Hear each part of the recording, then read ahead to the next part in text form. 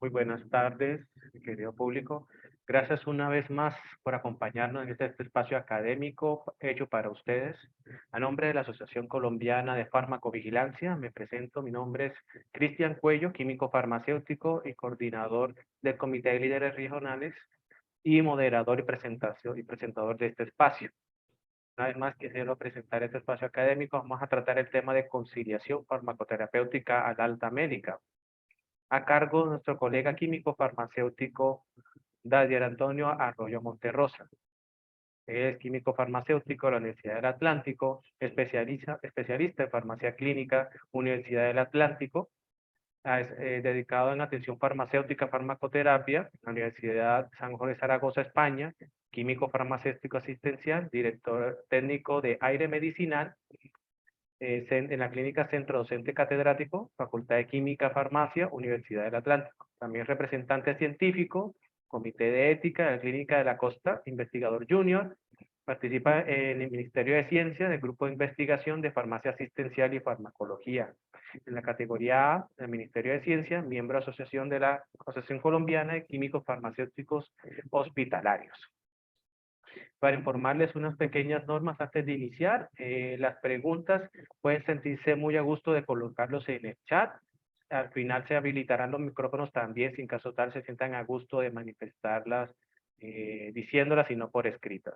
Este evento, por ser gratuito, no genera certificación, la cual este evento se podrá visualizar en los días posteriores en las redes sociales, la cual también los invitamos a que conozcan de nuestras redes sociales, en las que publicamos mucha información de interés. Antes de ceder la palabra, quisiera presentar brevemente en un minuto de lo que corresponde a la Asociación Colombiana de Farmacovigilancia, la cual queremos compartirles esto a ustedes. La Asociación Colombiana de Farmacovigilancia, como muy bien dice, tratamos todo lo referente a farmacovigilancia. Llevamos la bandera de la farmacovigilancia tanto en la región nacional como internacional. Trabajamos de la mano con muchas instituciones. Nuestra institución, nuestra asociación, fue conformada el 19 de febrero de 2016. Esta es una persona jurídica de derecho privado, no tiene ánimo de lucro como tal. Es una institución que se dedica en los intereses académicos, por lo tanto no tiene intereses particulares, tanto de ningún asociado como institución, y es netamente enfocada a la objetividad y en la academia en el uso de medicamentos. Como le he mencionado, tenemos miembros honorarios en el Ministerio de Salud y Protección Social en relación a Colombia, que es el homólogo en el máximo ente de salud en los respectivos países en los cuales ustedes nos visitan, como también el INVIMA y entes territoriales a nivel regional o departamental. Y también trabajamos con las asociaciones y instituciones de regulación de medicamentos en los demás países de Latinoamérica, como COFEPRIS, ANVISA, etcétera. A raíz de estos trabajos que se han hecho mancomunadamente, se han publicado eventos o documentos de interés, sobre todo en los tiempos de pandemia que pasamos, donde el uso de medicamentos se disparó y hubo una necesidad álgida de temas de medicamentos, y publicamos documentos y eventos. Entre esos eventos o documentos se hicieron recomendaciones sobre el uso responsable de medicamentos, como también se publicaron guías de uso de farmacovigilancia en el contexto de la pandemia, tanto en el ámbito asistencial como en el ámbito industrial. También, como también tenemos cursos que hemos realizado en el año anterior, de cursos de farmacovigilancia en enfoque de seguridad del paciente, como buenas prácticas de farmacovigilancia. También contamos con beneficios de ser asociados, lo cual también hacemos la invitación para que se puedan vincular hacia la asociación y puedan trabajar mancomunadamente con nosotros, en la cual contamos con beneficios como la invitación prioritaria a eventos, trabajar en equipos con expertos, contar con descuentos a eventos e invitarlos a mesas de trabajo o juntas directivas en la cual se toman decisiones de alto impacto. Los hacemos la invitación a que conozcan nuestras redes sociales, en donde muchos de nuestros eventos, incluso este que van a recibir, también se encuentran publicados. Contamos con distintas afiliaciones para las distintas personas, ya sean naturales, jurídicas, instituciones privadas e industria farmacéutica. Ya no siendo más, le comparto los nombres de las redes sociales. Y doctor Dadier, nuevamente muchas gracias por este espacio, por su disposición y su tiempo. Le cedo la palabra. Muchas gracias. Listo, muchísimas gracias. Y nuevamente a la Asociación Colombiana de Químico Farmacéutico, de Farmacovigilancia, perdón, por este espacio y precisamente para poder divulgar pues, el conocimiento de todo nuestro trabajo. ¿Me confirman si se ve la presentación? No, por favor, comparta nuevamente. Vale, permítame un momentico.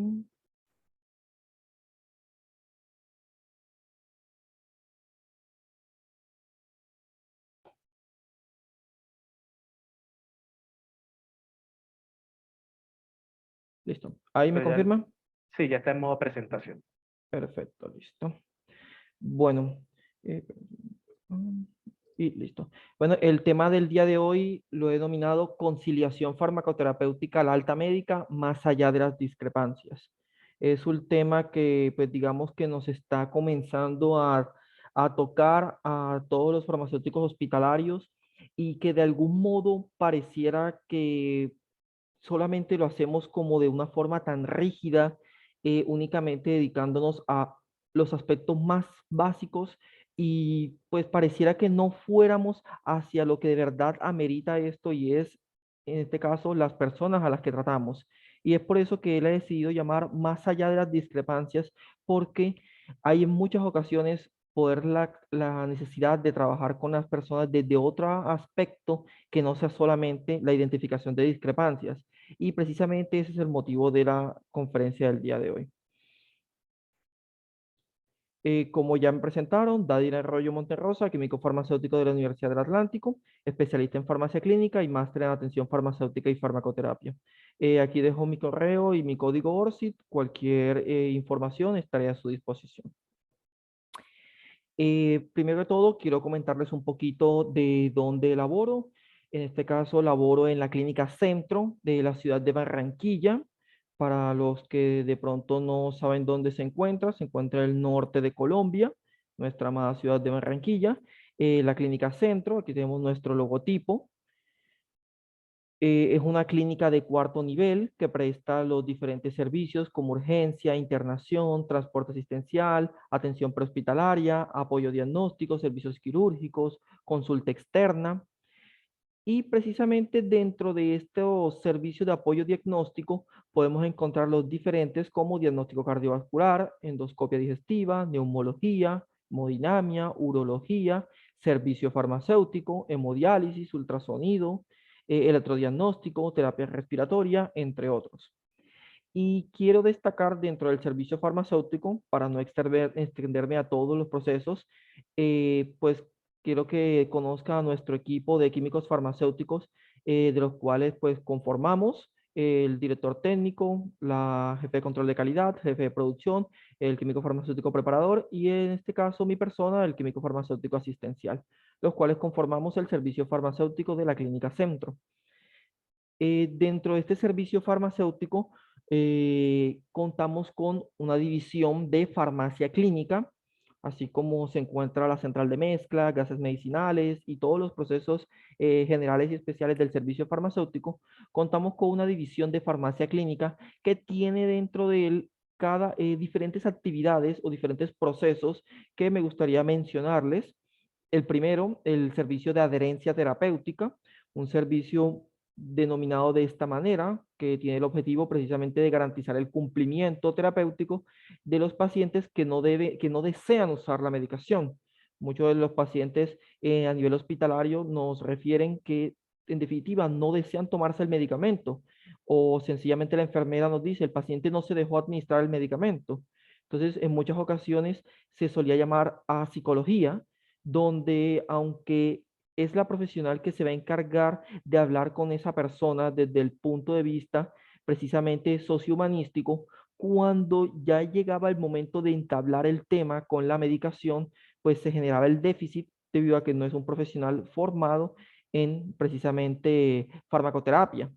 Entonces, precisamente cuando incorporamos el modelo biopsicosocial que hemos estado tratando de incorporar aquí en Colombia, un grupo de colegas y mi persona, este modelo biopsicosocial, cuando lo incorporamos con el uso de la farmacoterapia, llevamos el tema de adherencia terapéutica a mucho más allá de simplemente llevar la tableta a la boca.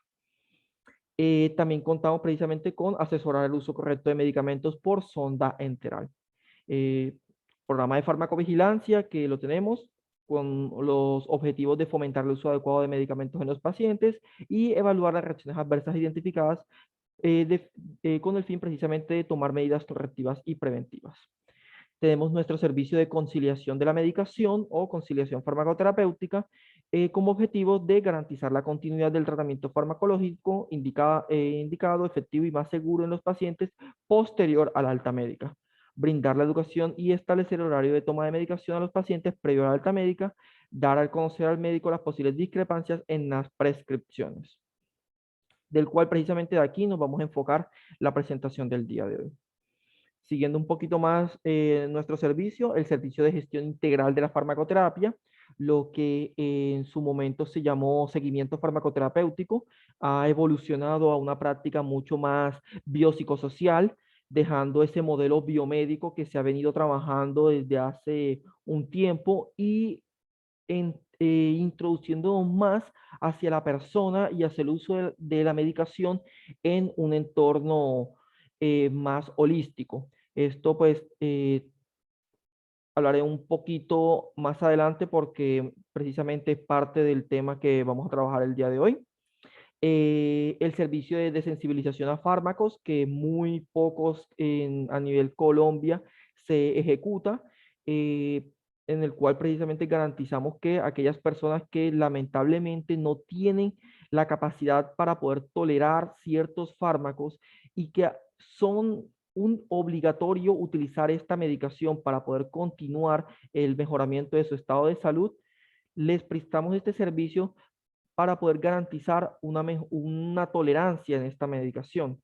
Fármacos como cuáles, como el ácido acetilsalicílico en pacientes con algún tipo de cardiopatía isquémica o un paciente con posterior a un síndrome coronario, pacientes con trimetoprim sulfa, sobre todo los VIH con neumocisti, medios de contraste yodado, más que todo en aquellos pacientes que van a ser sometidos a angiografía para un cateterismo cardíaco, penicilinas, sobre todo aquellos pacientes que de pronto mantengan una infección por sífilis y que lamentablemente pues no tenemos otra opción terapéutica.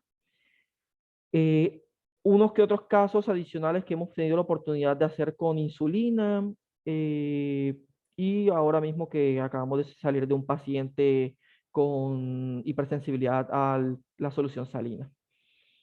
Entonces, bueno, un servicio bastante fuerte.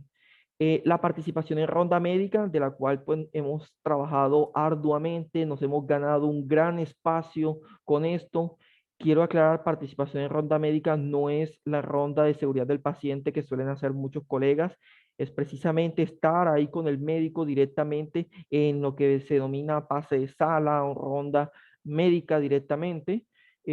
Abordamos el servicio de medicina interna, con el cual trabajamos directamente con el internista, con el jefe o la jefe, con el médico de planta, con el residente, con el interno, de tal forma que podamos apoyar en este caso al médico internista para poder garantizar en ese paciente que se use la medicación de la forma más ideal desde el principio, de tal forma que cuando esas prescripciones lleguen al servicio farmacéutico, ya el proceso, digamos, de validación sea mucho más fácil porque ya llega una orden pues, mucho más orientada hacia las necesidades individuales de cada paciente.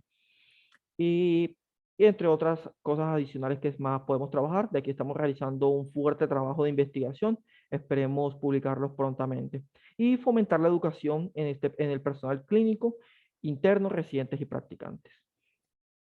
Eh, Nuestro centro de información de medicamentos, donde buscamos garantizar la educación al máximo de nuestro personal clínico. Aquí pues colocamos una pequeña presentación que realizamos recientemente al servicio de enfermerías.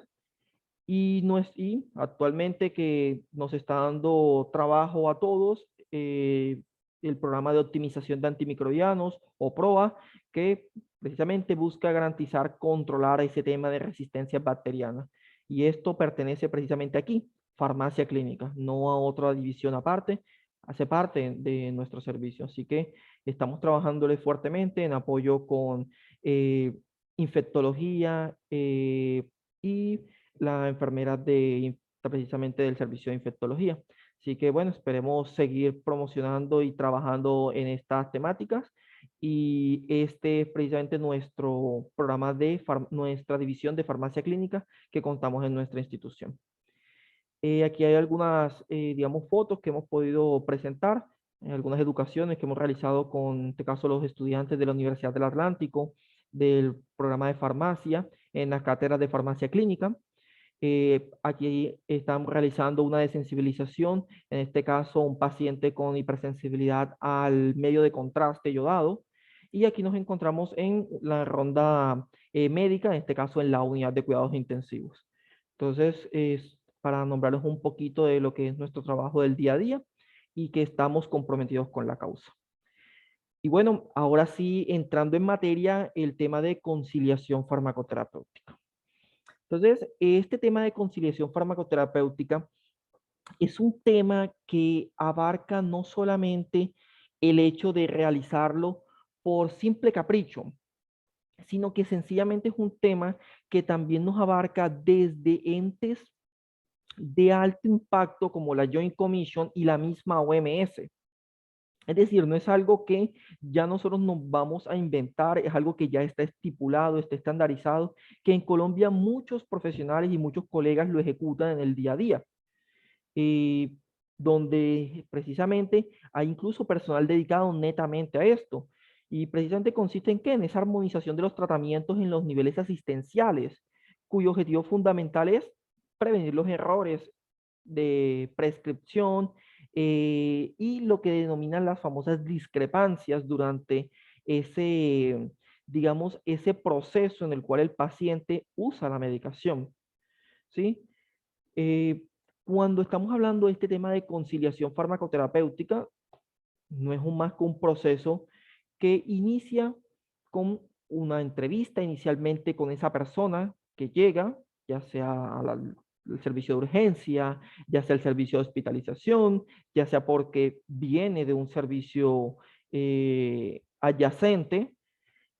Una vez realizada esa entrevista, pasamos a el proceso de identificar la medicación que tenga el paciente prescrita y comparamos esa medicación con lo que el paciente venía utilizando en este caso anteriormente, ya sea desde su casa, ya sea en el servicio, ¿sí?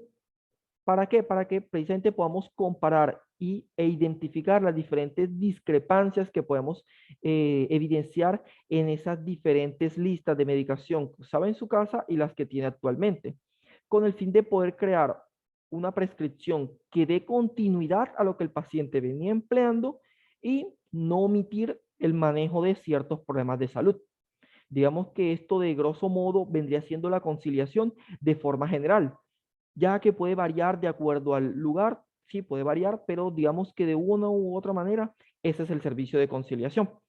Que posterior a eso, estas discrepancias deben ser comunicadas al médico con el fin de poder resolverlas y evitar que éste lleguen a la manifestación o a la aparición de un problema farmacoterapéutico. Cabe resaltar que el proceso de conciliación farmacoterapéutica puede generarse o establecerse en diferentes puntos de la transición asistencial. ¿Cómo así? Por lo menos el paciente que llega al ingreso hospitalario, es decir, a la urgencia, por X o Y razón, paciente de pronto con un síndrome coronario, llega, se hace pues su proceso de ingreso y automáticamente inicia el proceso de conciliación al ingreso. Es donde precisamente debemos de evaluar qué medicación el paciente utilizaba en su casa para poder darle la continuidad y no esperar hasta que el paciente lleve 4 o 5 días para saber que el paciente está en manejo con tratamiento antidepresivo y ha perdido tiempo de tratamiento que puede tomar a que el paciente incurra en una crisis de depresión, dando como ejemplo. Sí, entonces toda esa medicación que el paciente empleaba, el ideal es continuarla. Cabe resaltar, no necesariamente toda la medicación va a seguir siendo idéntica, porque si no, no tendría sentido entonces que el paciente esté entonces en el servicio de urgencia. A esas diferencias que podemos encontrar, que se conocen como discrepancias, podemos encontrar de esas discrepancias las que son justificadas y que precisamente se deben a cambios para poder mejorar el estado de salud de la persona. Pero precisamente hay que poder identificarlas durante la conciliación al ingreso. También podemos encontrar conciliación al traslado, que puede ser al traslado de diferentes servicios. Por ejemplo, si el paciente es trasladado del servicio de hospitalización al servicio quirúrgico, o de pronto si va a ser sometido a un proceso tipo endoscopia, tipo unidad renal para una diálisis, ¿sí? Entonces, esa conciliación se puede realizar ya sea previa, en lo que incluso los médicos llaman la valoración prequirúrgica. Ahí podemos trabajar. Digamos que hay mucha medicación que debe de ser suspendida eh, horas, días antes del proceso quirúrgico, sobre todo con medicación como anticoagulantes, antiagregantes plaquetarios, el tema de insulina, que hay que ajustar las dosis previa a un proceso quirúrgico. Y luego, una vez que el paciente llega del proceso quirúrgico, ¿cómo retomar esa medicación? Si podemos retomarla inmediatamente, podemos retomarla a los 2 días, si estamos hablando de anticoagulación, cuánto tiempo debo pasar después del proceso quirúrgico para poder iniciarlo y que este paciente no se me vuelva a generar un sangrado, ¿sí? O si el paciente le habíamos disminuido la dosis de insulina, después de cuánto tiempo puedo volver. Entonces, esos procesos hacen parte de la conciliación durante el traslado a los diferentes servicios asistenciales. O si el paciente tiene la necesidad de ser trasladado fuera de la institución para un proceso, digamos, alguna resonancia, que de pronto la institución no esté prestando ese servicio propiamente y deba de trasladarse a otra institución y luego regresar, también hace parte de la conciliación. Y finalmente, la conciliación a la alta médica, que en muchos textos se considera como la conciliación más compleja, porque se supone que a partir de aquí es donde vamos a evaluar lo que el paciente se va para su casa y con lo cual debemos garantizar o al menos tratar en lo posible que el paciente se vaya para su casa con la medicación más idónea y disminuir la probabilidad de que el paciente reingrese nuevamente, ¿sí? Sin que no se evidencie completamente ningún tipo de discrepancias y que el paciente pues dure en su casa el mayor tiempo posible. Que si existe la necesidad de retomar un nuevo reingreso a la urgencia, sea por otro motivo diferente al que de pronto ya le estamos dando el alta. Entonces, estos básicamente son los puntos de transición en la conciliación que se pueden realizar. Este precisamente es el proceso de conciliación a la alta médica, como lo tenemos distribuido en la institución. ¿Qué hacemos primeramente con el paciente una vez que se le da la alta médica? El médico ya nos dice, este paciente ya se va para alta médica ahora en la tarde. Entonces, iniciamos realizando una entrevista farmacéutica. En este caso, indagamos con respecto al paciente, hablamos precisamente de la medicación que utilizaba en su casa, sin importar que ya haya sido conciliada al ingreso. Hay que recordar que muchas veces el paciente ingresa a la urgencia con un familiar cualquiera, que puede ser el vecino, el amigo, que no necesariamente conoce lo que la medicación que usa el paciente, pero simplemente lo está acompañando. Y de pronto durante el transcurso de la hospitalización del paciente, ahí sí llega el familiar que conoce el resto de medicación, ¿sí? O resulta que ahí va muy cambiante, a veces llega otro familiar, y muchas veces por eso retrasa la información de lo que el paciente está utilizando. Entonces, vamos a ver que de pronto nos vamos a encontrar con el paciente que desconoce su medicación o tiene, por ejemplo, un ACV isquémico que no le permite al paciente la capacidad de dialecto, y el familiar que lo acompaña siempre lamentablemente no está porque está trabajando. Entonces, siempre está un acompañante diferente y ya el familiar que conoce la medicación regresa como al cuarto día. Y si es este paciente que de pronto tiene medicación para la ansiedad, entonces el paciente dura 4 días para poder saber que sí utiliza medicación para la ansiedad.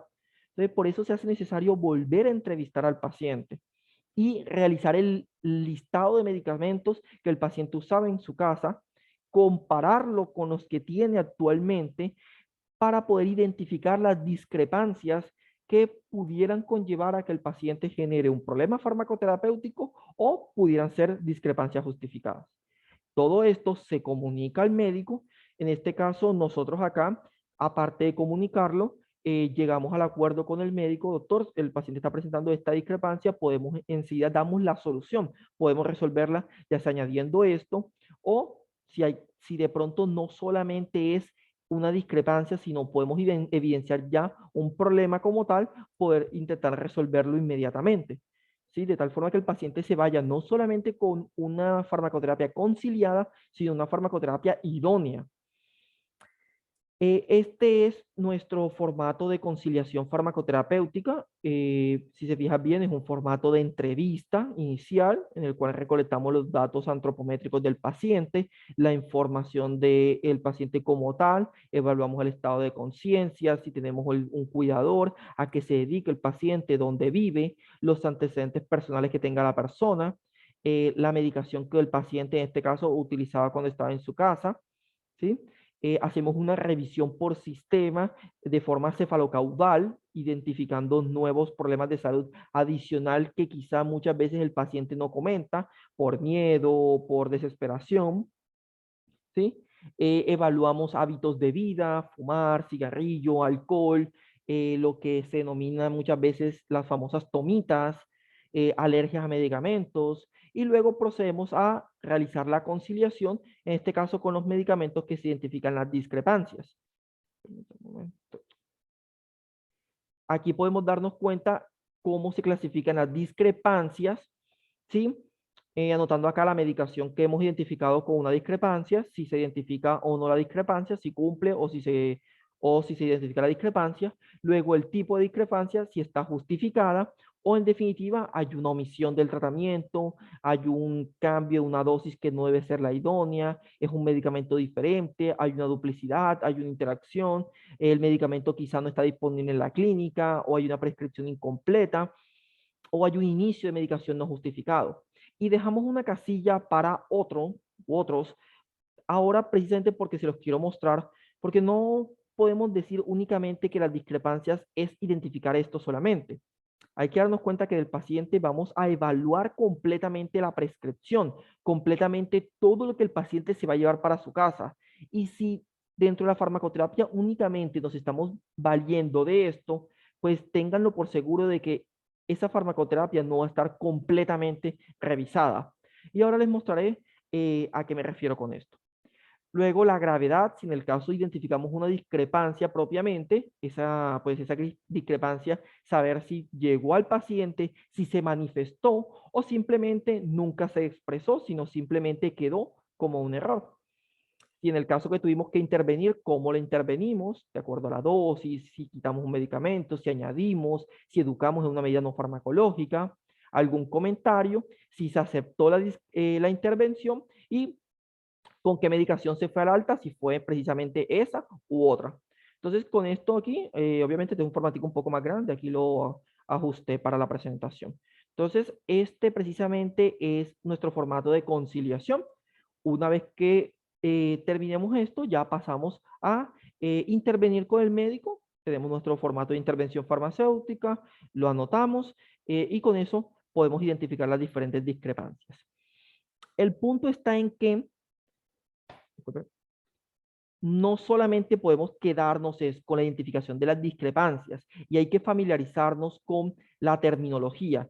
En los pacientes debemos identificar sus necesidades farmacoterapéuticas.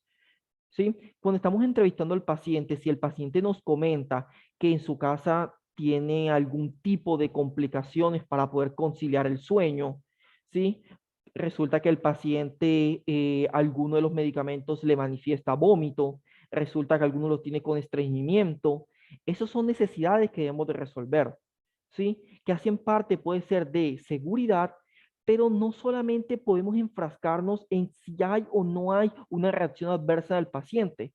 Debemos partir por el hecho que los pacientes también pueden requerir tratamiento adicional y no precisamente para resolver una reacción adversa, sino para poder controlar el problema de salud idóneo o principal que tiene.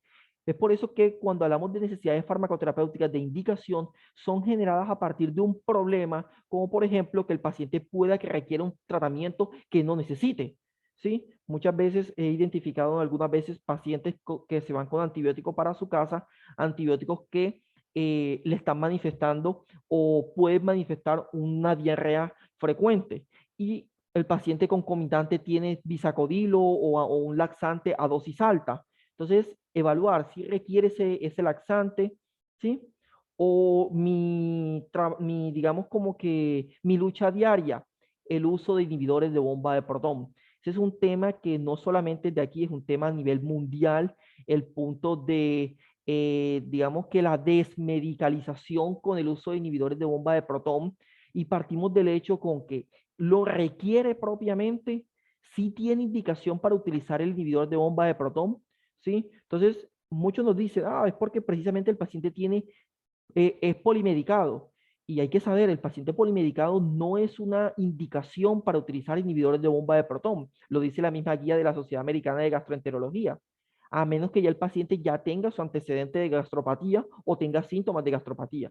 Pero mientras tanto, ser polimedicado no es una indicación de utilizar inhibidores de bomba de protón.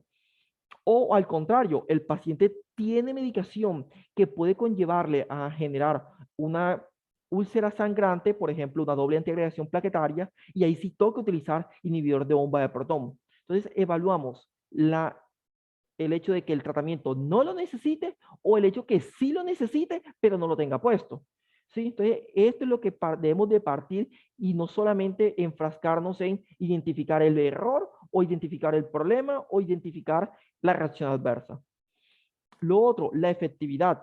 Si el paciente ya sabemos que desde hace 4 días no ha podido realizar sus deposiciones y se le va a dar alta médica, hombre, ¿cómo es posible que le vamos a dar alta médica a un paciente que todavía no ha podido realizar sus deposiciones?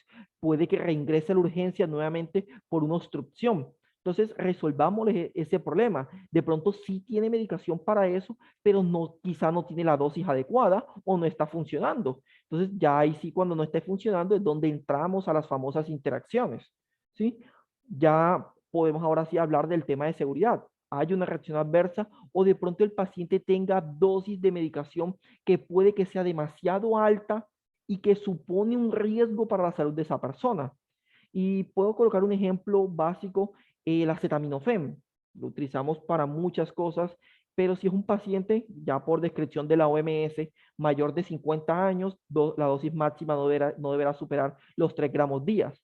Pero si encontramos ese paciente anciano con artropatías, con acetaminofén 1 gramo vía oral cada 6 horas, alto riesgo de hepatopatía en ese paciente, encima nos dice el paciente que esa tableta tan grande no la puede deglutir y encima son 2 tabletas, hombre, tomemos un poco de conciencia. Esa persona no se va a tomar esa medicación y si no se la va a tomar, puede que se exacerbe ese problema de salud. Y no estoy hablando ya de reacción adversa, sino de la enfermedad propiamente, ¿sí? En este caso de la artropatía. Y finalmente la adherencia. Cuando hablo de adherencia ahora mismo no voy a tener en cuenta o no es solamente el hecho de que el paciente se lleve la tableta a la boca, sino el simple hecho de que el paciente no entienda la medicación, o no sepa cómo usarla o no tenga acceso a la medicación. Como hoy precisamente tuvimos un paciente que ya le dimos alta médica, el paciente es venezolano y que nos decía que regresó infartado porque no se pudo tomar la doble integración plaquetaria la vez anterior porque lamentablemente su EPS no le dio los medicamentos, ya que el paciente tuvo algunos problemas con su cédula y no le pudo dar la medicación. O sea, el paciente tiene un problema de adherencia, pero no podemos atribuirlo a que no es que no quiera tomarse la medicación, es que el mismo sistema no genera que el paciente pueda garantizar la medicación en ese paciente y pueda continuar con el proceso. ¿Sí? O lo que me dicen muchas veces los pacientes, doctor, lo que pasa es que esa tableta de carbonato de calcio mide como medio dedo, me es difícil deglutirla, no puedo tomarla de otra manera. Y precisamente hoy tuve otro paciente de esa magnitud, una señora como de 80 años alrededor con una tableta de sucralfato, ¿sí? Que es una tableta bastante grande. Entonces, ese tipo de pacientes es difícil utilizarlo porque primeramente ya habíamos cambiado el hecho de utilizar el IVP y lo decimos cambiar a sucralfato. Entonces, en este medicamento que ahora es difícil de tomarlo, pues podemos crear diferentes alternativas, cambiar la forma farmacéutica, ya sea fraccionar la tableta, crear diferentes estrategias con tal de que el paciente se garantice su adherencia. Entonces, sepan y tengan presente que la conciliación no es únicamente la identificación de las discrepancias, y esto va más, y por eso es que decimos, va más allá, y dentro de eso están las necesidades farmacoterapéuticas que tenga el paciente, ¿sí? Enfocarnos en los problemas de salud que tenga el paciente. No nos puede dar miedo hablar con el médico sobre el síndrome coronario que tenga el paciente. No nos puede dar miedo hablar con el médico sobre el hipertiroidismo que tenga el paciente, sobre la insuficiencia cardíaca con FEBI reducida. No nos puede dar miedo, debemos de afrontarlo y debemos conocer esos problemas que tenga el paciente.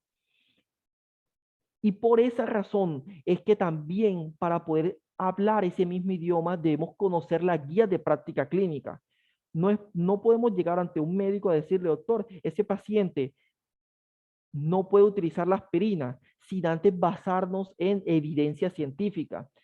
Debe ser normal para nosotros decir, doctor, este paciente con base en la guía de la Sociedad Europea de Cardiología para el riesgo cardiovascular, si utiliza doble antiagregación plaquetaria con un nivel de evidencia 2B, debe utilizar inhibidor de bomba de protón. O sea, debemos también familiarizarnos con lo que es nivel de evidencia. Eso no puede ser ajeno porque hace parte de nuestra práctica, ¿sí? Y si identificamos eso durante la conciliación en la alta médica, aun cuando nos digan que no es una discrepancia propiamente en el contexto que está descrito, no podemos permitir que el paciente se vaya para su casa con doble antiagregación, corriendo el riesgo de que regrese a la urgencia por digamos, una úlcera sangrante.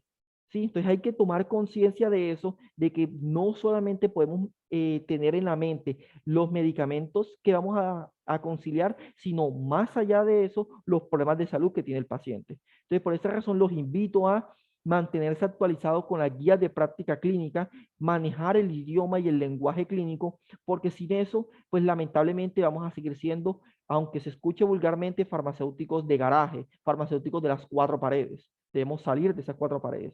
¿Oyeron?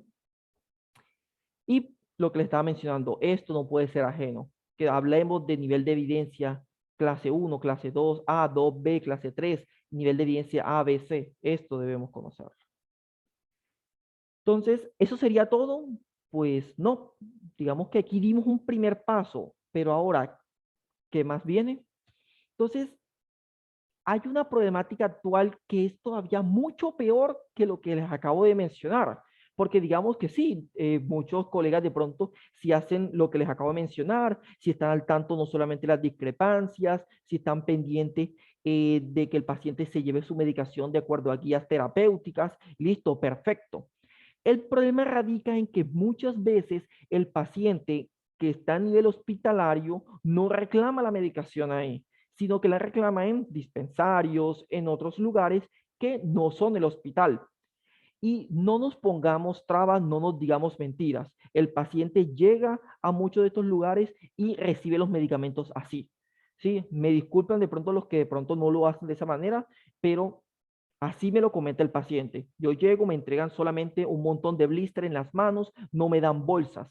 Literalmente, vengo a transmitirle lo que mis pacientes me dicen a ustedes. Así me los entregan.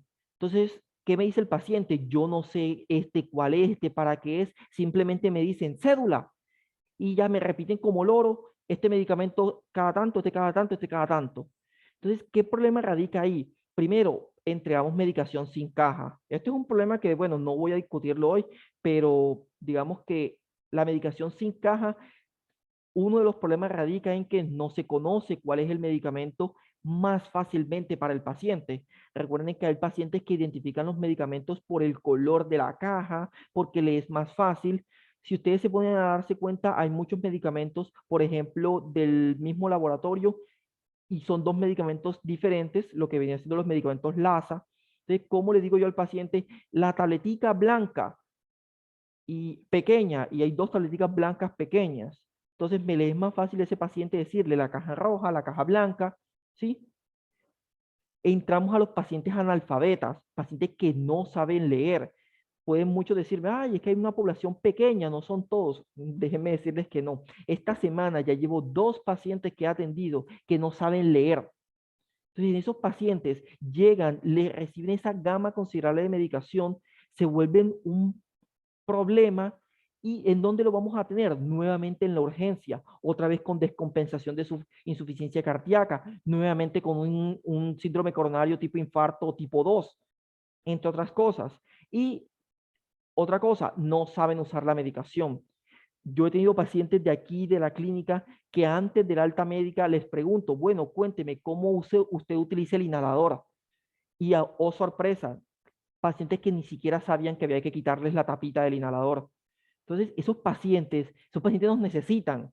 No nos podemos desligar de esas personas porque esos son los pacientes del día a día, ¿sí? Esos pacientes son los que si no usan la medicación de una buena manera, terminarán nuevamente en la urgencia, ¿sí? Entonces, esta es la verdadera problemática actual. Lamentablemente, en muchos lugares donde se dispensan, no voy a decir todo porque no es así, pero en muchos lugares donde se dispensa, no se está dispensando, se está despachando, ¿sí? Entonces, ¿qué pasa? Que lamentablemente el paciente no regresa. Y bueno, es verdad, yo no puedo lograr hacer todo, pero trato de al menos apoyar al paciente a que siquiera minimice parte de esta problemática. ¿Y cómo lo vamos a hacer? Entonces, lo primero que debemos hacer en el paciente es conocer este concepto que se los vengo a traer. Es un concepto que estamos tratando de incorporar varios colegas aquí en Colombia y es el término de experiencia farmacoterapéutica. Se los presento. Esto, digamos, que es el futuro de la práctica farmacéutica con el modelo biopsicosocial.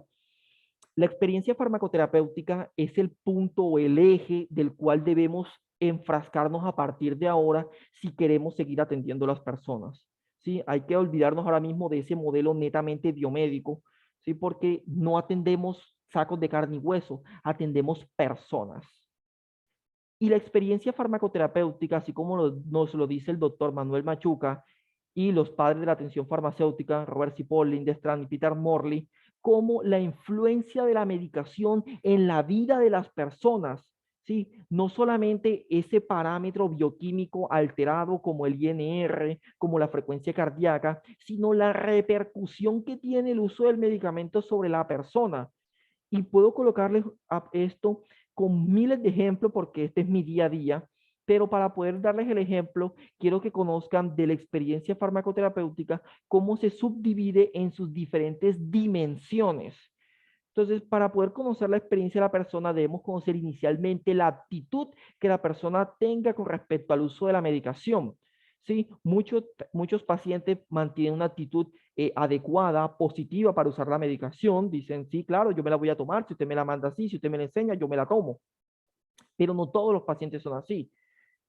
Nos podemos encontrar con pacientes que nos digan, no, yo no me voy a tomar eso porque eso me genera todo tipo de problemas, eso me genera delirio, me genera de cuanta cosa. O sea, se comienzan a presentar esas, digamos, esas necesidades que les acabo de mencionar, pero precisamente orientadas a ni siquiera toda la farmacoterapia, sino uno solo, ¿sí? O a veces podemos encontrar actitud neutra. Me da lo mismo tomármelo o no tomarme el medicamento. Entonces, si yo el paciente lo veo con esa actitud y se va para su casa, ¿qué creerían ustedes? Existe la posibilidad de que ese paciente, como no está tan empoderado de su problema de salud y de sus medicamentos, puede que no se los tome y nuevamente lo vayamos a tener otra vez acá.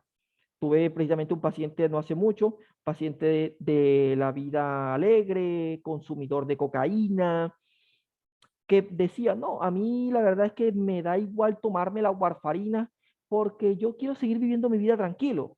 Y bueno, lamentablemente, pues el paciente lo tuvimos acá nuevamente, hizo un trombo, es un paciente con tiene puesto, si mal no estoy, una válvula mecánica. Entonces, bueno, en esos pacientes es donde debemos trabajar con respecto a la actitud, ¿sí? Lo otro, la expectativa, qué quiere, qué espera el paciente de su farmacoterapia. Debemos saber, porque muchas veces los pacientes creen que los medicamentos van a curarle su enfermedad. Si son pacientes con VIH, si son pacientes con un ACV isquémico, debemos hacerle ver que esos medicamentos los va a utilizar de por vida porque su enfermedad no se cura. Y eso hay que hacérselo ver y no decirles mentiras.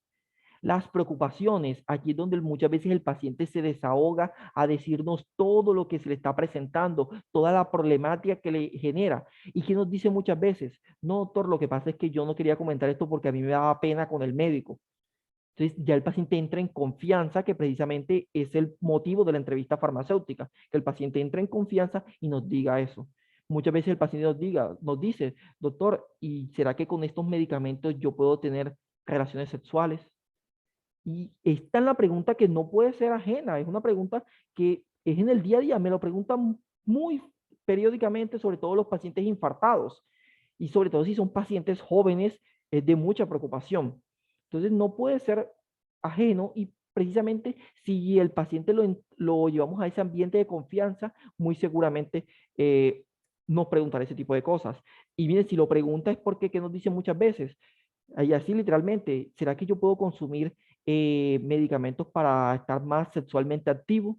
Imagínense ustedes, un paciente acabado de salir de un procedimiento de una intervención coronaria percutánea, pensando en el uso de sildenafil, uno se imagina, ese paciente regresará nuevamente, otra vez infartado. Entonces, si queremos trabajar y ayudar a esa persona, asesorémoslo adecuadamente. Comprensión, que entiende el paciente de sus medicamentos. Muchas veces los pacientes no se apropian de su enfermedad ni de sus medicamentos. Simplemente nos dicen, no, mi esposa es la que está al tanto de los medicamentos, yo de eso no sé nada. Ahora, ¿por qué no lo hace? Muchas veces es un paciente que precisamente eso, todavía no acepta que está enfermo. O si no acepta que está enfermo, mucho menos va a aceptar que tiene la medicación. ¿Sí? Si tuve un paciente que era un muchacho, 26 años, también tuvieron que colocarle una válvula, y él no aceptaba que tenía la necesidad de tomar anticoagulantes. Decía que él no tenía que utilizar ese medicamento. Lamentablemente nos reingresó nuevamente por un trombo. Entonces, partir de ese hecho de que las personas deban de aprender, ¿sí?, a conocer su enfermedad y su medicación también. Motivaciones, este es un punto que da para mucho que hablar, sobre todo porque hay motivaciones culturales, religiosas o éticas que puedan influir en el uso de la medicación. Y me gusta colocar siempre este ejemplo porque parece mentiras. El paciente nos dice, no, yo no me tomo ese medicamento si no me lo tomo a la luz de la luna, con una jarra de agua panela y en este caso, tiene que ser un martes, porque si no, no me funciona. Entonces uno dice, o sea, si ese paciente desde su punto de vista ético piensa que así le va a funcionar el medicamento, pues no es querer al paciente objetivizarlo o juzgarlo, es asesorarlo hacia lo que debe utilizar, ¿sí? O lo mismo pasa con el tema religioso, recordar que los testigos de Jehová pues no se les debe de infundir sangre, pero asimismo hay que evaluar muchos de estas personas en sus prácticas, realizan ayunos, esos ayunos lamentablemente a veces son tan extensos que conlleva que el paciente manifieste sensaciones de dispepsia, les toca automedicarse con IVP. Entonces, estos temas culturales y religiosos hay que verlos con mucha cautela. O el tema incluso cultural, siempre tenemos que al familiar que nos ayuda siempre apoyándonos, nos mantiene ayudándonos, pero a veces está cuando nos dice, no te tomes todo eso para el azúcar, mejor bien vente y tómate esta agüita de X planta. Entonces, tuve un paciente precisamente esta semana con ese mismo tipo de comentario. Esas personas es difícil cambiar su cultura porque la cultura muchas veces de algunas regiones en Colombia son de utilizar plantas medicinales, pero hay que hacerles ver a esas personas que esas tomitas muchas veces repercuten en la medicación. Y el comportamiento, si parte de la actitud que tenga el paciente o de las creencias repercute en cómo van a utilizar los medicamentos. Muchos sí, como les dije, si tiene una actitud neutra o una actitud negativa, puede que no se tome los medicamentos. Y el tema cultural que conlleva a otro tipo de prácticas. Entonces, todas estas dimensiones da para conocer a la persona, sí, en todo el esplendor, sí, de lo que es el ser humano, en todo lo que es ver a esa persona en su día a día, cómo es él o ella en su día a día, en lo que hace, en donde vive, en el entorno que le rodea. Ese aspecto biopsicosocial repercute sobre el uso de la medicación. Y Cuando les comentaba entonces el tema de más allá, refiere entonces, una vez que hacemos en el paciente la conciliación, el análisis de las necesidades farmacoterapéuticas, finalmente, y la experiencia farmacoterapéutica propiamente, finalmente hemos decidido incorporar la elaboración de planes de medicación personalizados, ¿sí? En Europa, pues en algunos países, los identifican como informes a la alta médica, ¿sí? Y lo que hacemos es organizarle al paciente cómo va a utilizar la medicación, pero teniendo presente muchos aspectos que a partir de ahora se los voy a mencionar. Lo primero, la frecuencia en el uso de la medicación. Pues tratamos de utilizar algunos aspectos como lo que el paciente vive en el día a día. Por ejemplo, las comidas que el paciente mantiene durante el día o el estado de ayuno o una vez que el paciente se va a dormir. Estos aspectos, como el uso de la alimentación, si lo incorporamos al uso de la medicación, le será mucho más fácil al paciente utilizar la medicación una vez que se vaya para su casa. ¿Sí? ¿Por qué? Porque si el paciente va a estar pensando en que voy a desayunar, ya sabe que los medicamentos que voy a utilizar para el desayuno le será mucho más difícil que se le olvide. O muchos me refieren, no, yo no ceno, sino meriendo, ¿sí? O los que se vayan a utilizar al dormir, o inclusive los que se utilicen en ayunas.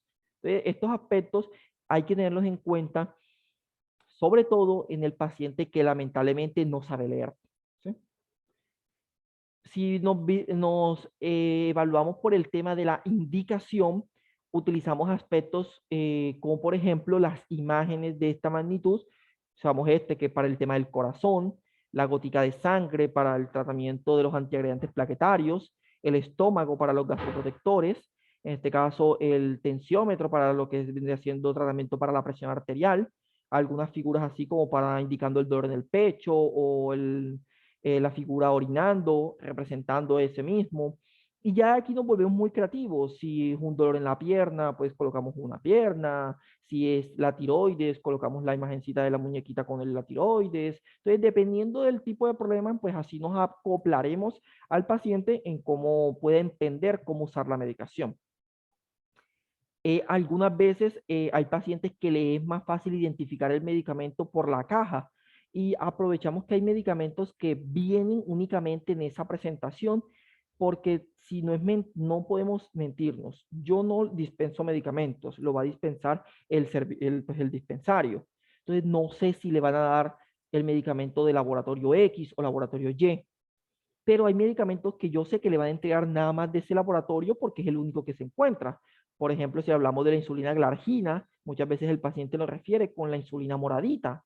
El sacubitril valsartán, pues hay que darnos cuenta que es el único que existe en este momento. El tema de la dapaglifosina, el tema del prasugrel, el tema del inhalador, muchas veces pues como el paciente se lleva incluso el que ya tiene aquí o ha estado utilizando el apixaban también. Entonces, a veces utilizamos la imagen de la caja del medicamento para hacerle saber cuál es cuál o cuál es el que va a utilizar.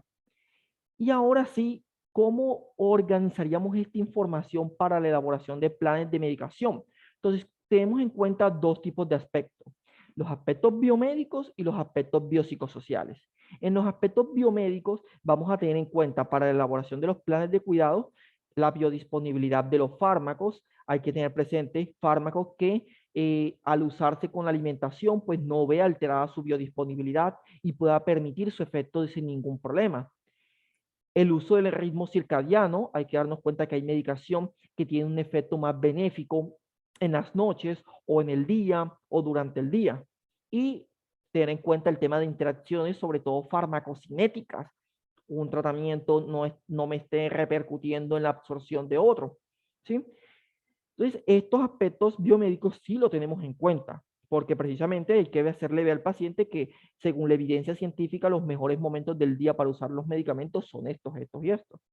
Y ahora tenemos en cuenta el tema biopsicosocial, aspectos importantes como, por ejemplo, el paciente come. He tenido pacientes que me dicen, no, yo no almuerzo, yo nada más desayuno y ceno. Entonces, en esos pacientes es difícil colocarle medicación a la hora del almuerzo porque yo decirle, cada vez que usted vaya a almorzar, se toma este medicamento. y el día en que no tenga para almorzar, no se lo va a tomar. Entonces, es por eso que hay que indagar en el tema de que si come o no come. La hora en que coma, esto es extremadamente drástico porque hay personas que tienen un desorden muy estricto en el tema de la alimentación.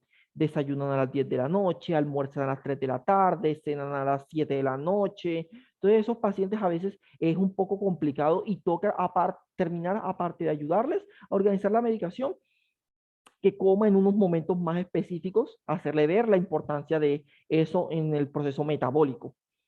¿Sí? Incluso la ocupación. Hay pacientes que yo he tenido que se dedican a ser vigilantes, entonces su vida como tal es nocturna. ¿Sí? Hay que acoplar ese tema de lo que se dedica la persona para saber si requieren usar la medicación. Por ejemplo, si es un paciente que sea taxista y yo lo voy a mantener con metformina y esa metformina le genera unos dolores y unas diarreas tremendas, esa persona va a estar constantemente deteniéndose de su taxi para estar yendo abundantemente al baño. O si le toca estar viajando y entonces le toca utilizar insulina, el tema del transporte de la insulina se dificulta muchas veces, ¿sí?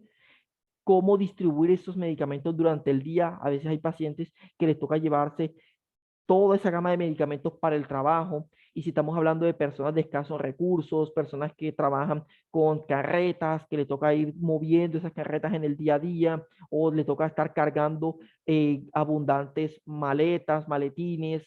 Entonces, encima cargar con la medicación y si se le llega a perder, ¿sí? Como he tenido pacientes que me dicen, no, lamentablemente en mi trabajo se me perdió el inhalador. Entonces, eso repercute, ¿sí?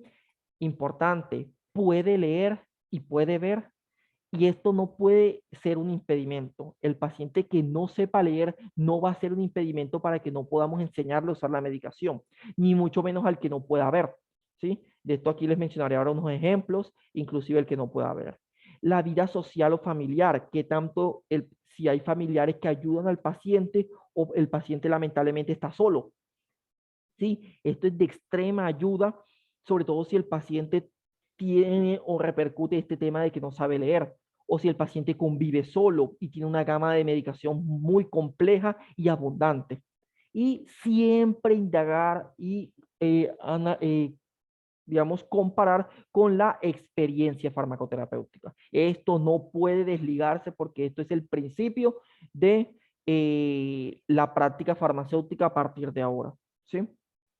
Entonces, en cuanto al tema de horario de la medicación, precisamente este es un artículo de la Sociedad Europea de Cardiología, el estudio AGIA, donde nos demuestra que el tratamiento antihipertensivo es mucho más óptimo para reducir el riesgo cardiovascular si lo damos antes de dormir que después de dormir. Y si se fijan bien aquí en este gráfico de Bosque, precisamente aspectos como muerte totales, muertes cardiovasculares, stroke isquémico, infarto agudo al miocardio, revascularización miocárdica, falla cardíaca, eh, arterias retinianas ocluyente o que haya sido ocluida. Es mejor tomarse la medicación cuando se va a dormir el paciente, que va a repercutir mucho mejor en este tipo de complicaciones. Y mírenlo precisamente acá en la curva de Kaplan y Meyer, sí podemos evidenciar en este caso que hay una disminución en la tasa de supervivencia, o más bien, los pacientes sobreviven más si se da el medicamento antes de dormir que después de hacerlo, con una diferencia estadísticamente significativa.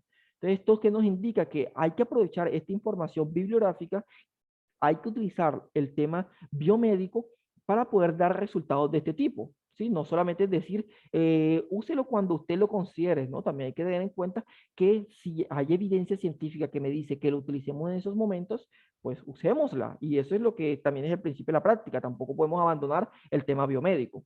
O ahora el reciente Time Trial, donde nos demuestra que precisamente la medicación antihipertensiva se puede utilizar en cualquier momento del día y no hay disminución estadísticamente significativa en el riesgo cardiovascular, lo cual pues nos demuestra que pudiéramos utilizarla perfectamente tanto en la noche como en la mañana, ¿sí?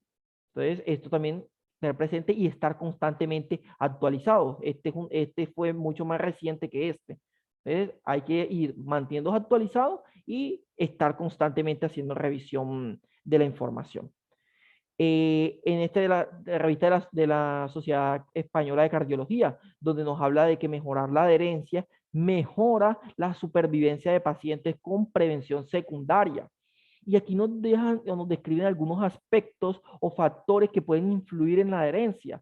Por ejemplo, el propio paciente, como olvidarse de tomar la medicación, el coste de los medicamentos, el bajo nivel sociocultural, el tema de la edad, el género, ¿sí? El analfabetismo. O sea que estamos usando lo que precisamente nos dice el artículo, no estamos haciendo algo diferente, ¿sí? O sea que sí era verdad todo lo que estábamos implementando, solamente que de pronto pues lo hicimos de forma arbitraria.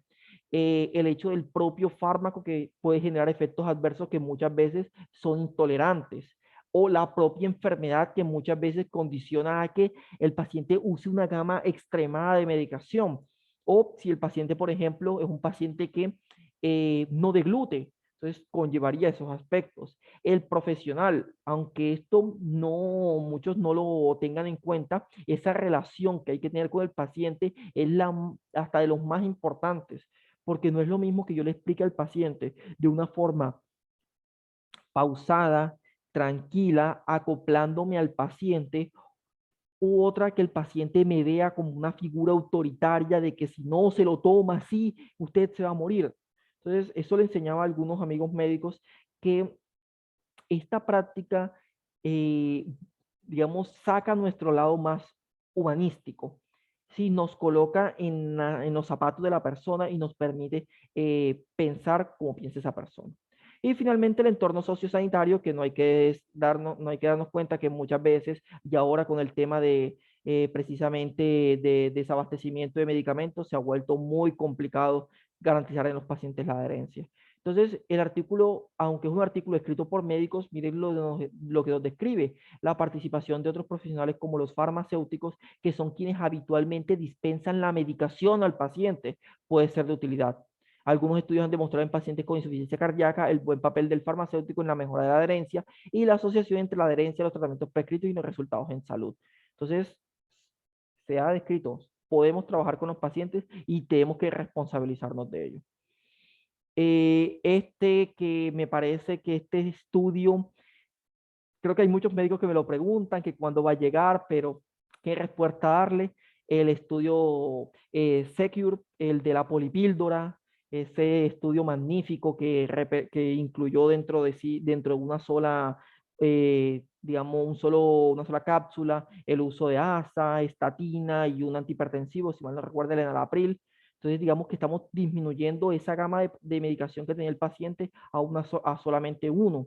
Y miren los outcomes primarios, cómo se puede evidenciar, en este caso, la disminución de infarto al miocardio o stroke isquémico con diferencia estadísticamente significativa. Mire el hazard ratio menor a 1, inclusive un intervalo de confianza menor a 1, o sea, lo cual no repercute en que la polipíldora sí es efectiva, o los outcomes secundarios también. Entonces, decir cuándo va a llegar la polipíldora a Colombia, pues 3 puntos suspensivos. Es difícil decirlo, pero sería importante, sería necesario tener esta medicación acá. Doctor, eh, qué pena, ya estamos un poquito pasados de tiempo, entonces no sé si de Listo, pronto... ya vamos a terminar. Muchas gracias, doctor. Claro que sí. Bueno, este artículo precisamente de adherencia terapéutica que nos demuestra que entre más tomas tenga el medicamento en el día, más o más bien menos adherente será el paciente. Entonces, pacientes que tienen medicamento a las 7, a las 8, a las 9, a las 10, a la 1, a las 2, son los pacientes menos adherentes. Si disminuimos a 1, 2, 3 tomas, podríamos mejorar la adherencia. Y es por eso que este es el plan de medicación que hemos diseñado, teniendo presente esos aspectos como la alimentación, el uso de infografía o de imágenes para que el paciente sepa cómo utilizarlo. Aprovechamos eso enseguida para dar algunos comentarios adicionales aquí, por ejemplo, aspectos en cuando utilice ciertos medicamentos. Aquí colocando algunos ejemplos, pacientes, por ejemplo, que utilizan warfarina, colocándoles enseguida prohibiciones de alimentos que contengan vitamina K, pacientes que no pueden comer porque no tienen para eso, y utilizamos las imágenes de las insulinas en ciertos momentos del día. Pacientes que tienen que utilizar tratamientos en unas frecuencias muy estrictas, como cada 4 horas, como en el caso del nimodipino, para la hemorragia subaracnoidea. Para pacientes que no saben leer, utilizan, pero si pueden identificar números, si pueden identificar imágenes, pueden correlacionar lo que estas letras similares a las que dicen en el blister. Entonces, aprovechar estas características para que el paciente use la medicación y que no sea simplemente un paciente más que tengamos en nuestro sistema de salud. Este fue un caso bastante complejo, fue un paciente con un VIH, a su vez tenía una diarrea por Clostridium, entonces era un poco complejo, pero lograr que usara una gama tan considerable de medicación y adoptarla en el día a día era bastante complejo, pero lo pudimos lograr. O paciente con sondas, de gastrostomía, convive con esa sonda, pacientes que tienen que dentro de su tratamiento venía utilizando cápsulas y que hacía el familiar, sacaba el contenido de la cápsula con una jeringa y lo depositaba en la sonda. Entonces, aquí es donde aprovechamos, enseguida cambiamos formas farmacéuticas. Si toca la necesidad de cambiar a otra medicación, pues se cambia. Pero entonces, esos pacientes no pueden sufrir el hecho de que si no reciben un buen servicio, no van a poder mejorar su estado de salud. ¿Sí? También nos aprovechamos de, este caso, infografías que realizamos nosotros personalmente, por ejemplo, el uso de inhaladores, y por esta razón fue que, o digamos por el paciente que les dije que no sabía que había que quitarle la tapa, es que colocamos aspectos como esto, quitarle la posición, el lavado, o el uso de inhalocámara también. Incluso cómo utilizar la insulina, porque es uno de los medicamentos más complejos. Hay que tener presente que debe de rotar el sitio. Entonces, aprovechamos con esta plantilla. Esta plantilla, pues, la adopté de un colega de Costa Rica, el doctor Leonardo, que muy amablemente me la obsequió, donde podemos evidenciar que podemos dividir el abdomen y colocarle un número precisamente para que el paciente sepa que día a día debe derrotar el sitio y evitar las lipodistrofias por insulina. Entonces aprovechemos estas capacidades. Ahora, esto es un poquito como de, digamos, como de farmacoterapia, pero aprovechando el material reciclable. Las cajas de los jabones no las desperdiciamos, las podemos utilizar y elaboramos botiquines reciclables para los pacientes. Esos pacientes que les dan una gama de medicamentos, así como les dije, y no saben cómo guardarlas, pues aquí aprovechamos y se los obsequiamos para que sepa dónde guardarlos. Entonces, pues evitamos de pronto el deterioro de estas cajas y las utilizamos para algo útil para los pacientes. Y todo con el fin de lograr una sonrisa como esta de nuestro paciente. Miren cómo se encuentra tan contento precisamente por ese servicio que le hemos podido brindar. Esto también ha generado gran apoyo y digamos que hoy en día puedo decir que soy parte del servicio de medicina interna de la clínica Centro. Aquí nos encontramos en la unidad de cuidados intensivos. Somos parte de ese equipo multidisciplinar. Ya no es decir simplemente soy miembro del servicio farmacéutico. Soy miembro del servicio farmacéutico y soy parte del servicio de medicina interna. Trabajo con los pacientes del servicio de medicina interna. Por eso nuestro lema es atención integral, porque el paciente debe prestársele todos los servicios de forma integral. Y hace parte precisamente de, en este caso, los servicios que ofertamos, aquí un poquito de la publicidad que nos da la clínica, para que sepan que somos parte y nos han hecho el reconocimiento. ¿Qué nos depara el futuro? Pues el ideal ahora es que esos planes de medicación que hemos podido impartir, en lo posible tratar de extenderlos. Actualmente todo paciente de la unidad de cuidados intensivos antes de la alta médica debe ser valorado por nosotros, ¿sí? Todo queda registrado en la historia clínica, todo queda guardado. El punto está en que quisiéramos abarcar más pacientes, pero es difícil, esperemos lograr eso más allá. ¿Qué otra cosa nos depararía el futuro? Pues evaluar ahora impacto, qué tantos pacientes nos están reingresando, si los pacientes no se están, si nos están generando repercusiones más adelante. Entonces, eso es lo que estamos trabajando ahora con los estudiantes de la Universidad del Atlántico. Y como conclusión, debemos cambiar el paradigma de nuestra práctica profesional, dejar de orientarla al medicamento y pensar en las personas que usan los medicamentos, siempre con la filosofía del pharmaceutical care.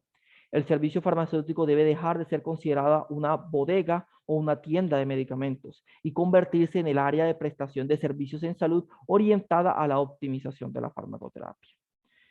Siendo más, muchísimas gracias. Si hay alguna duda, pues estoy a su disposición. Doctor, excelente conferencia. Muchísimas gracias por acompañarnos el día de hoy.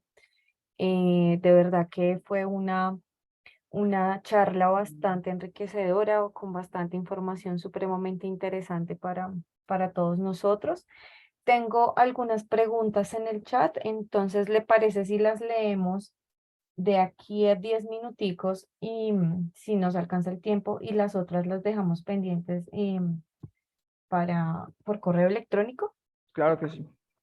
Listo, entonces la primera es, muchas gracias, doctor Davier, excelente trabajo y presentación. Me gustaría saber, desde la experiencia de la ejecución de la coordinación al egreso, ¿cuánto tiempo gastaría el farmacéutico en ejecutar la conciliación al egreso con un paciente polimedicado realizando la respectiva intervención farmacoterapéutica? Gracias. Listo. Eso es dependiendo del paciente, independientemente de los medicamentos, porque tú los medicamentos ya te los puedes conocer. Ya yo sé aquí todos los pacientes, por ejemplo, con síndrome coronario, con falla cardíaca, ya yo me los conozco y sé lo que debe, y sé de acuerdo a la guía, ¿sí? Entonces ahora es que el paciente cómo lo debo utilizar durante el día, es ahí el detalle. Normalmente al principio me demoraba alrededor de ¿cuánto? 30 minutos por paciente, incluso un poco más.